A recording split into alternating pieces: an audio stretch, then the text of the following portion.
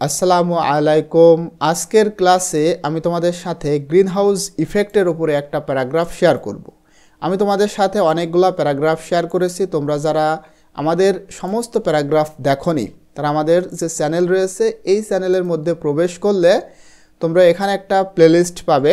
এই যে প্লেলিস্টে আসলে প্যারাগ্রাফ ক্লাস 9-10 এছাড়াও এখানে প্যারাগ্রাফ বলে আরেকটা প্লেলিস্টও রয়েছে।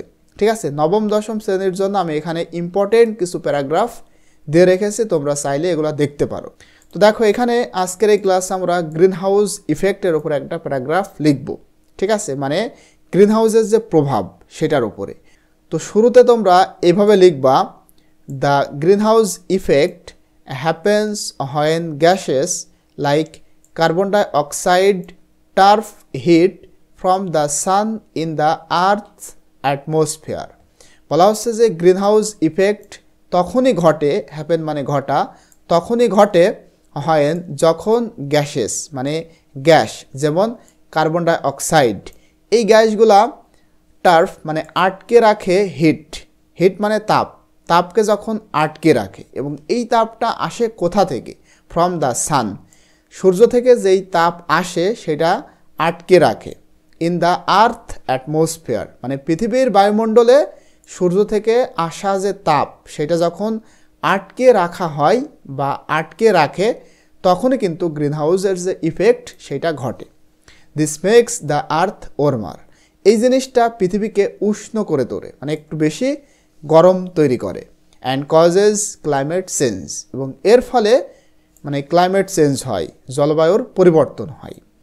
বার্নিং ফিউলস, জীবাশ্ম পোড়ানো, ডিফরেস্টেশন, গাছপালা কেটে ফেলা, অ্যান্ড পলিউশন, এবং দূষণ, এই জিনিসগুলা increase the greenhouse effect, এই জিনিসগুলা গ্রিন হাউস গ্যাসের গ্রিন হাউসের যে প্রভাব সেটাকে বৃদ্ধি করে।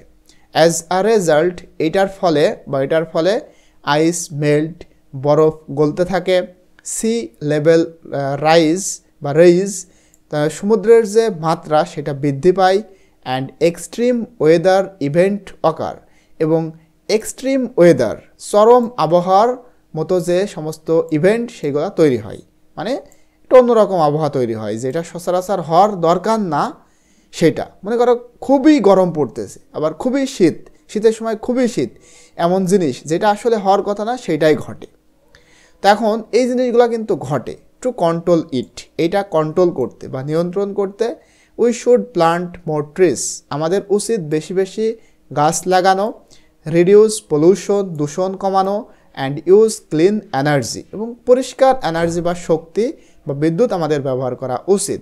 Like solar Shakti, and wind পাওয়ার, এবং বাতাসের যে শক্তি সেগুলো ব্যবহার করা উচিত।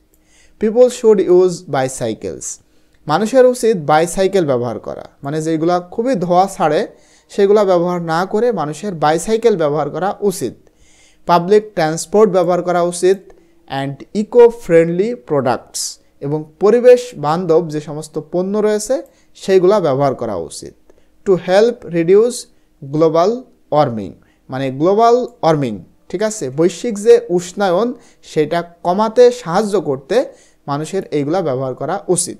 এখন তোমরা চাইলে এই বাংলাটা পড়তে পারো, আশা করি তোমরা এটা পড়লে আরও ক্লিয়ারলি বুঝতে পারবে।